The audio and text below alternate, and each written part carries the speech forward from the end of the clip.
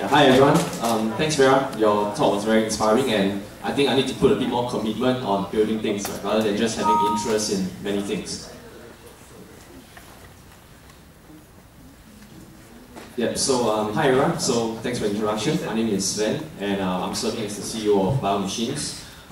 Just for my own curiosity, can I have a quick show of hands? Anyone here from Anderson Secondary? Or anyone from NTU? Biological Sciences? ACS, RI. Okay, I guess I'm the weird one here. So a quick introduction on Biomachines. So we started in 2011 with 4 founders, and we have since tripled the team, and our revenue last year exceeded 1 million. So what we do is we develop rapidly deployable, low-cost IoT networks for applications in smart cities and agriculture. So So what does the Internet of Things mean, right? You've been hearing this term a lot. So for Gartner research, right, they define it as the network of physical objects that contain embedded technology to communicate and sense or interact with the internal state or external environment. Sounds like a big mouthful, right? So a quick way to understand it is to look at it from the view of 5 layers. So the first layer where you'll be interacting somewhat with is layer 1, sensors and things. Okay, give me a moment.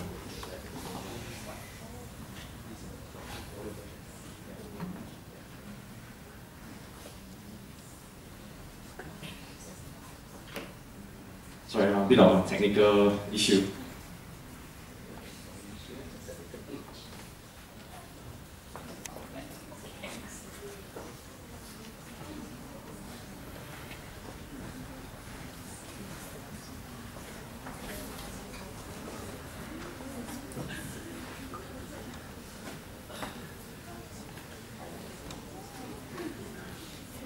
Yeah, so for sensors and things, examples are environmental sensors, home automation devices, and wearables. So some things you might have heard of is the Apple Watch or the Pebble that I'm using, or other things like Fitbit, which is a fitness monitor. So in layer 2, we have communications and networking, which are things like machine-to-machine communications. You may have heard of things like Wi-Fi, Bluetooth, low energy, RFID, and other technologies that are often used. So the third layer will be computing and storage, which typically refers to infrastructure like data centers and servers. And layer 4 and 5 is where things get interesting, where most of you will be working on, will be things like weather monitoring network, home security. So you imagine, let's say that at home you have cameras that can monitor things and it can send you an alert, if there's an intruder, or maybe send a notification to the nearest police post, so that actions can be taken. And let's say for layer 5 analytics, right, there's big data and specialized user analytics and visualization dashboards. So we've been hearing this term big data a lot as well, right? So an example would be, let's say if you think about banks and credit cards, right, at any point in time there'll be millions of transactions occurring. And there's a company that does real-time fraud detection, right? So how do they do it? So what they do is they aggregate a lot of data at any point in time. They process this information and use things like location, amount of transactions, the items that they're buying, and they crunch a lot of all this data. There's high volume, high velocity, and high variety. So with these 3 criteria, right, they process all this information, and from there they come up with a statistical probability of a credit card fraud.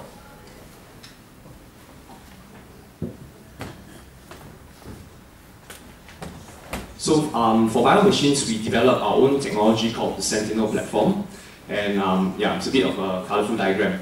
So you can see from the bottom, right, we have sensors that have integrated to our Sentinel nodes. Now these nodes then transmit information to the Sentinel Core gateway, and together they form a sensor network. So the Sentinel Core gateway then transmits data to the cloud. You can see from the top right corner, where from the cloud database we build applications and analytics, using our Nucleus web interface for our clients. Some of our notable clients include IDA, NParks, and MNCs such as Mars, the guys that make Mars bars, M&M Snickers, as well as companies like Olam.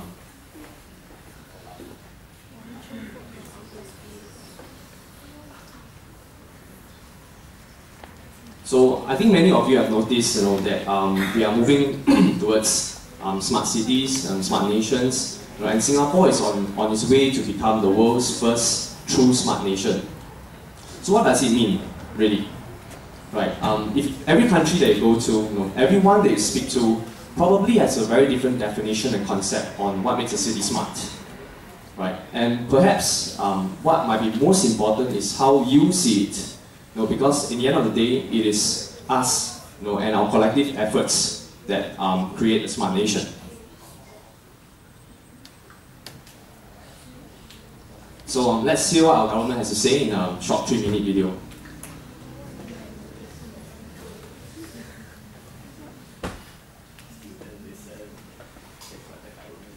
Hi, my name is Steve Leonard, and I'm part of the Infocom Development Authority of Singapore, or IDA. And I'd like to share briefly with you a little bit about why we're focusing on Singapore as a smart nation. Urban density is increasing everywhere around the world, and in Singapore that affects us as well. We have roughly 8,000 people per square kilometer. That's a lot of people. So we have to think about how to provide care for people, transportation for people, and so on. And there's an aging population. So over the next 15 years, roughly 900,000 Singapore citizens will turn 65. That means that there's a tripling of the number of citizens over that period of time in that age bracket. So if we think about aging population and urban density, we have to think about what that means for us, and we have to work together in order to tackle those challenges. Let me share with you several specific examples. When we think about mobility, we have to think about the role of transportation in the future. What role will electric vehicles play because of reducing emissions? What role will autonomous vehicles play, driverless vehicles, in which you can get from A to B without needing to drive? So whether we have an aged person that cannot drive, or a young person that needs help getting home safely, what role would autonomous vehicles play in a smart nation? Then we think about health. We know that we need to provide health care for citizens outside the traditional environment. We know that hospital beds will continue to be short no matter what happens in the future, because as people age, they need health care more and more. We know that precision medicine, in which knowing about how your body works and the type of medicine you need to be best cured, all of these roles come together in a smart nation. And we think about government. We think about the role of government services being easier, smoother, more personalized to your needs. And we think about how government can bring together all of its capabilities to serve each individual citizen on his or her own terms. All of these areas work together in order to build a smart nation. It's much more ambitious than being a smart city. We have all the resources that we would possibly need. We have great universities, great startups, lots of venture capital. We know that we have a supportive government and big companies from around the world that would like to be a part of this journey with us. We think about startups and universities working together. We think about young Singaporean engineers building the next chapter of Singapore. So many great things happening, but these are important challenges around the world. These things make Singapore relevant into the 21st century. So we'd like to work together to build Singapore into a smart nation.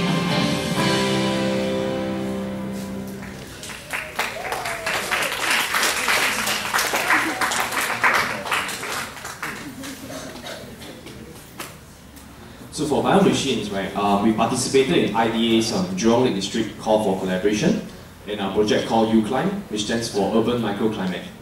So this is an example of our Sentinel Core Gateway being installed on a lamppost in front of Snow City. So the basic idea we have over here is to collect data of temperature, humidity, and wind conditions, so some of which we'll be collecting as well in this project.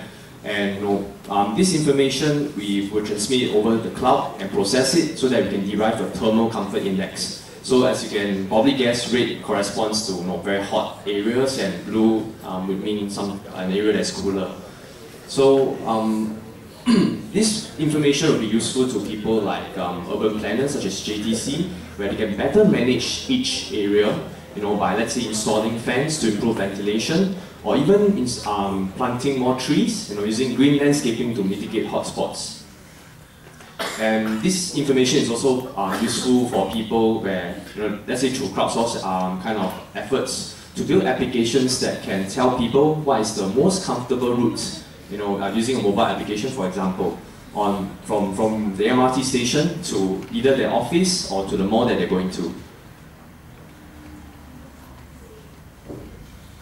So now it's your turn, right? And think about a problem that you can relate to or something that you're familiar with, and design a concept solution using a storyboard to solve the problem. Look at all these components, right, as building blocks to construct the solution. And here are some ideas that people have come up with, that might be very interesting. So let's say for the Arduino, right, it's essentially an Arduino board, where we'll rig up a soil moisture sensor and you can do some simple programming. So let's say, for example, for your house plants, you can set the threshold limits, the lower limit and the upper limit. The lower limit will mean that the soil is dry and therefore your plant is dehydrated. And the upper limit will mean that the soil is too wet and waterlogged, and that's not very healthy for plants either. Right? So let's say from a house setting, if you have just a simple pot, you can do that. Or let's say if you have a garden with many points, you can add on something like an XB module onto your Arduino chip to form a miniature mesh network in your house. And from there, you can use things like Twitter to tweet that your plant, needs water, or you can even trigger small little pumps to do the irrigation. So another example is Arducopter, which means it's Arduino put into a drone, a UAV platform. So you can put things like cameras, accelerometers, gyroscopes, GPS modules, and you can turn your drone into little aerial sensing platform where you can key in coordinates and the drone will hover around the area. You can trigger the cameras to take pictures for photography purposes, or you can even do mapping. So there's a company that I work with that actually uses their drones. They build it themselves, and they take hundreds of pictures in plantations, and they stitch the image together to form a very high resolution map, even about 10 times better than a satellite map. Let's say for all these different geospatial purposes. And let's say for the Phantom X, right, it's a hexapod robot. You can actually Google it online, it's pretty cool. This little robot, right, has certain sensors built in, and there's a video where they flip the robot in the air, right? And because of gyroscopes and all the other instruments, it's able to detect its upright position, and you adjust the legs accordingly so that you'll never topple. So let's say if you take something like this Phantom X, right, and you can put parcels onto it and key in GPS coordinates, and it can be your personal delivery assistant. So another example I have would be the smart slippers, and I think this is very interesting. So if you get a pair of comfortable slippers, right, you can put things like pressure transducers, accelerometers, gyroscope, and so on. And let's say an elderly person at home, when he falls down, through certain programming rule-based logic.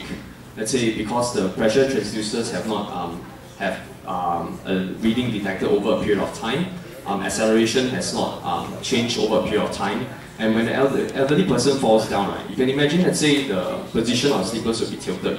So the gyroscope will pick up the angular momentum, and over time you can detect that something is wrong. From there you can send out an SMS to a primary caretaker, to get someone to assist that person.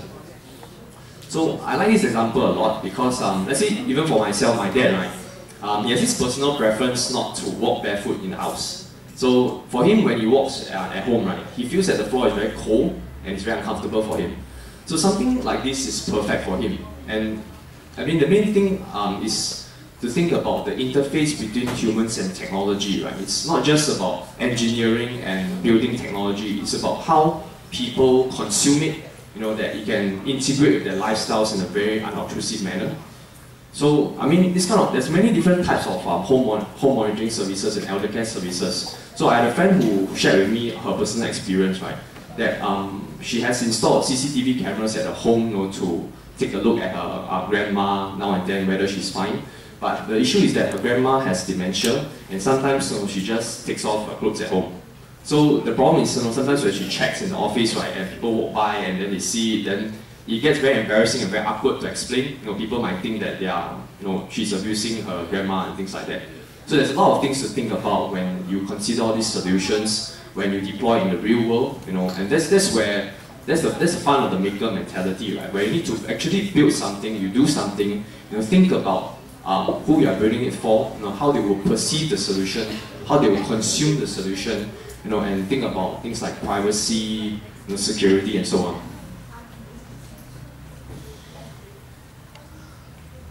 So the power of the crowd will be crucial to the cities of the future. I like this statement a lot.